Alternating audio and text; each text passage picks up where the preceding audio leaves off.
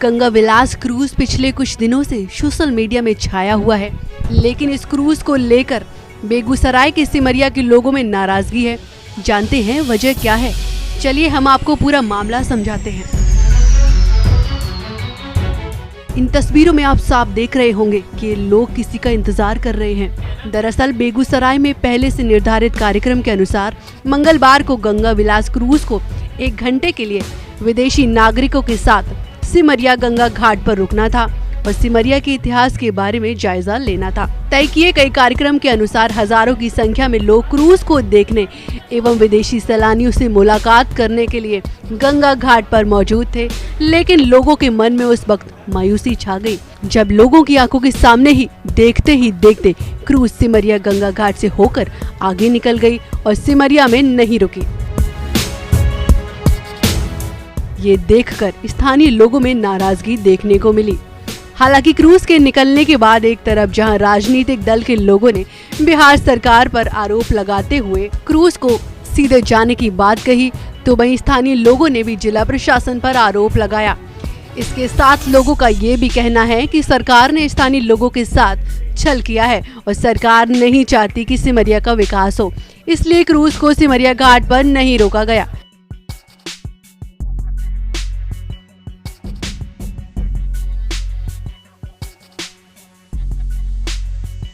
नहीं, देखिए उनका कार्यक्रम बना हुआ था कि यहाँ सिमरिया में रुकेंगे। ये लोग सैलानी हैं, टूरिज्म के लिए आए हैं, लेकिन फॉग के कारण और भी कारणों से पहले ही इनका शेड्यूल काफ़ी लेट चल रहा है। ये कोई सरकारी कार्यक्रम नहीं है, ये कोई पार्टी का नहीं है, तो उनको लेट हो रहा होगा, इसलिए वो लोग निकल गए हैं यहाँ से। रुकने का कार्यक्रम था इनका। आपने देखा होगा कि पिछले दो तीन दिनों में 2-3 बार शेड्यूल चेंज हुआ। पहले 19 तारीख का इनको आने का था शाम में 4 बजे, अब फिर हुआ कि 18 को आएंगे, फिर सुबह आएंगे। तो कुछ ना कुछ, चूँकि ये पहला है जिसको मेडन वॉयज कहिए, ये पहला क्रूज है, तो इसमें बहुत कुछ टेक्निकल भी आता है, कहीं पर कुछ दिक्कत आ रहा है, कहीं फॉग हो जा रहा है, इस कारण से। लेकिन यहाँ रुकने का था ही, प्रोग्राम था।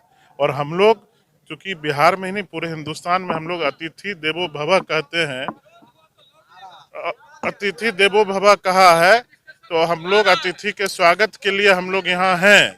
तो अगर वो आते हैं तो निश्चित रूप से हम लोग उनका स्वागत करेंगे। यहाँ पर वो आएंगे, ये हमारे बेगूसराय का कल्चर है, हम अतिथि देवो मानते ही हैं, और आएंगे तो स्वागत करेंगे। वो अपने पर्सनल वॉयज पर है, अपने टूरिज्म पर है, वो टूर पर हैं। अगर नहीं रुक सके तो भी कोई बात नहीं, हम तैयार थे अपनी धरती पर, दिनकर की जन्मभूमि पर, श्री बाबू के कर्म भूमि पर उनका स्वागत करने के लिए हम सब लोग, बेगूसराय की जनता यहाँ तैयार है। यदि आप जल मार्ग से यातायात को पसंद करते हैं तो आपके लिए एक बहुत ही बड़ा शुभ समाचार है। उत्तर प्रदेश को मुख्यमंत्री योगी आदित्यनाथ ने एक नई सौगात दी है, अर्थात काशी को विश्व की सबसे लंबी रिवर क्रूज की सौगात मिली है। वर्ष में संचालित विकास परियोजनाओं व धार्मिक स्थलों पर हो रहे विकास कार्यों की महत्वपूर्ण जानकारी प्रदान करने के क्रम में आज हम आपको काशी में चलने वाले विश्व के सबसे लंबे रिवर क्रूज की विशेष जानकारी देने वाले हैं। आपको हम इस क्रूज की विशेषताएं, मार्ग, अवधि व संचालन की महत्वपूर्ण जानकारी देंगे। इसके अतिरिक्त इस परियोजना की भी जानकारी हम आपको देंगे। तो मित्रों, संपूर्ण जानकारी पाने के लिए वीडियो को अंत तक अवश्य देखें।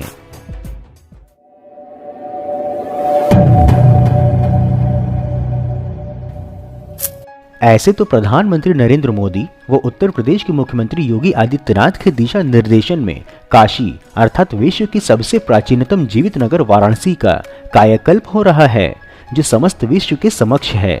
और वाराणसी में विकास की गंगा बह रही है, परंतु विकास की गंगा के साथ ही साथ अब वाराणसी की प्राणदायिनी मां गंगा की जल पर अब विश्व का सबसे लंबा रिवर क्रूज भी चलने वाला है, जिसका की मार्ग प्रशस्त उत्तर प्रदेश के मुख्यमंत्री योगी आदित्यनाथ ने कर दिया है।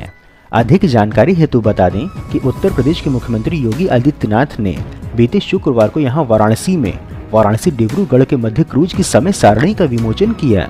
साथ ही उन्होंने रविदास घाट पर केंद्रीय जल मार्ग मंत्री के साथ संयुक्त रूप से जेटियों का लोकार्पण भी किया। अब बात करें उस क्रूज शिप की अर्थात गंगा विलास की। इसकी लंबाई 62.5 मीटर की और चौड़ाई 12.8 मीटर की है। यह भारत में बनने वाला पहला रिवर शिप है। इस पर 18 बेहतरीन स्वीट होंगे जिसमें यात्री यात्रा करेंगे। इनमें bathroom, shower, convertible bed, French balcony, LED TV, safe समेत आधुनिक जीवन रक्षक प्रणाली भी होगी।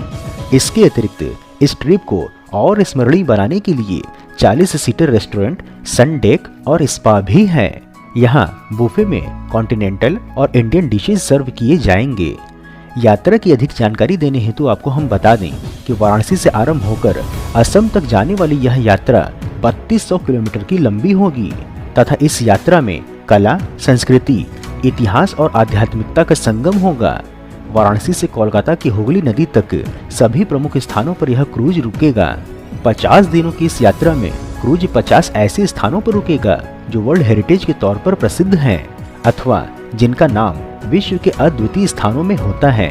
इसमें सुंदरबन डेल्टा और काजीरंगा नेशनल पार्क भी सम्मिलित है। आपको हम बता दें कि किसी भी सिंगल रिवर शिप की यह यात्रा विश्व में सबसे लंबी यात्रा होगी। इससे भारत और बांग्लादेश दोनों ही देश विश्व के रिवर क्रूज पर्यटन के मानचित्र पर प्रसिद्ध हो जाएंगे। इसके अतिरिक्त इससे भारत की दूसरी नदियों में भी रिवर क्रूजिंग को लेकर के जागरूकता बढ़ेगी। आपको हम बता दें कि जल मार्ग पर्यटन को बढ़ावा देने के लिए वाराणसी से असम के डिब्रूगढ़ जिले के बोगीबील तक क्रूज सेवा का आरंभ अगले वर्ष जनवरी से होगा। यह विश्व का सबसे लंबा लग्जरी रिवर क्रूज होगा जो 50 दिनों में 3200 किलोमीटर की यात्रा करेगा। अधिक जानकारी हेतु आपको हम बता दें कि यह क्रूज 10 जनवरी को वाराणसी से प्रस्थान करेगा और कोलकाता व बांग्लादेश के ढाका होते हुए 1 मार्च को असम के डिब्रूगढ़ जिले के बोगीबील पहुंचेगा। पब्लिक प्राइवेट पार्टनरशिप मॉडल अर्थात PPP मॉडल पर चलने वाले इस क्रूज के टिकट के दाम भी ऑपरेटर ही तय करेंगे जो कि कॉस्ट प्लस पर आधारित होंगे। बता दें कि रिवर शिपिंग को बढ़ावा देना सरकार की प्राथमिकता में सम्मिलित है।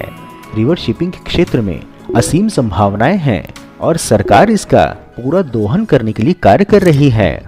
नदियों पर यात्री यातायात को बढ़ावा देने के अतिरिक्त क्रूज सेवाएं पर्यटन के लिए भी लाभप्रद सिद्ध होंगी। क्रूज संचालन की अधिक जानकारी हेतु हम आपको बता दें कि वाराणसी डिब्रूगढ़ क्रूज को पब्लिक प्राइवेट पार्टनरशिप मॉडल पर चलाया जाएगा।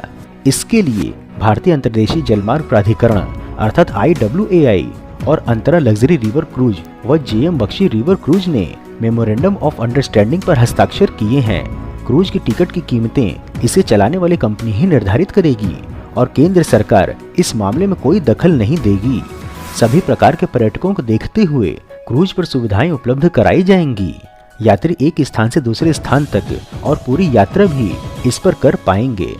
यही नहीं, भारतीय वेसल अधिनियम में संशोधन करके क्रूज लाइनों को राष्ट्रीय परमिट दिया जाएगा ताकि एक राज्य से दूसरे राज्य में निर्बाध रूप से यह यात्रा किया जा सके। रूट की अधिक जानकारी हेतु हम आपको बता दें कि गंगा विलास क्रूज वाराणसी से अपनी यात्रा आरंभ करेगा और बक्सर, रामनगर, गाजीपुर से गुजरते हुए 8वें दिन पटना पहुंचेगा। पटना से यह 20वें दिन कोलकाता पहुंचेगा। अर्थात बिहार की राजधानी पटना से पश्चिम बंगाल की राजधानी कोलकाता पहुंचने में इसे 12 दिन लगेंगे। अगले दिन यह बांग्लादेश की सीमा में प्रवेश करेगा। 15 दिन यह बांग्लादेश की जल सीमा में रहेगा। वहां से यह कोलकाता आएगा और कोलकाता से बोगीबील अर्थात डिब्रूगढ़ पहुंचेगा। डिब्रूगढ़ के बोगीबील पहुंचने के लिए फिर से भारत में प्रवेश करने से पहले यात्री 15 दिनों तक पड़ोसी देश बांग्लादेश में रुके रहेंगे। गंगा विलास क्रूज अपनी 50 दिनों की सबसे लंबी यात्रा अर्थात नदी यात्रा में वाराणसी से डिब्रूगढ़ 27 नदी प्रणालियों को कवर करेगा। यह विश्व धरोहर स्थलों सहित 50 से अधिक पर्यटन स्थलों पर जाएगा। विश्व में किसी भी रिवर क्रूज द्वारा की जाने वाली यह सबसे बड़ी नदी की यात्रा होगी। Cruise Bharat Bangladesh protocol root की सहायता से बांग्लादेश में लगभग 1100 किलोमीटर की दूरी तय करने में सक्षम होगा, जिसने पहले ही दोनों पड़ोसी देशों के मध्य व्यापार और परागमन चैनल खोल दिए हैं। यह मार्ग गंगा और ब्रह्मपुत्र नदियों को भी जोड़ता है। बता दें कि जलमार्ग विकास प्रोजेक्ट 2 अर्थात अर्थ गंगा के अंतर्गत गंगा नदी पर 62 लघु सामुदायिक घाटों का विकास व उन्नयन किया जा रहा है, जिसमें 15 उत्तर प्रदेश में, 21 बिहार में, 3 झारखंड में और 23 पश्चिम बंगाल में हैं। उत्तर प्रदेश में वाराणसी और बलिया के मध्य ये घाट विकसित किए जा रहे हैं, जो यात्री एवं प्रशासनिक सुविधाओं से युक्त होंगे। इन घाटों का परिचालन आरंभ होने से छोटे उद्योगों को बढ़ावा भी मिलेगा। एक समझौते के अंतर्गत Kochi shipyard 8 hybrid electric catamaran जलयानों का निर्माण करेगा। इस परियोजना के लिए केंद्र ने 130 करोड़ रुपए स्वीकृत किए हैं। अधिकारियों के अनुसार वाराणसी और कोलकाता के मध्य कुल 60 जेटी बनाए जाने हैं। इनमें से उत्तर प्रदेश में 7 जेटी तैयार हुए हैं, जिनमें से वाराणसी में 3, बलिया में 2 और चंदौली और गाजीपुर में 1-1 जेटी है। तो गाइस कैसा लगा ये जानकारी आप हमें कमेंट करके जरूर बताना। और हाँ, जो चैनल पे नए हो वो सब्सक्राइब कर लेना। और हाँ, लाइक करो, कमेंट करो, शेयर करो।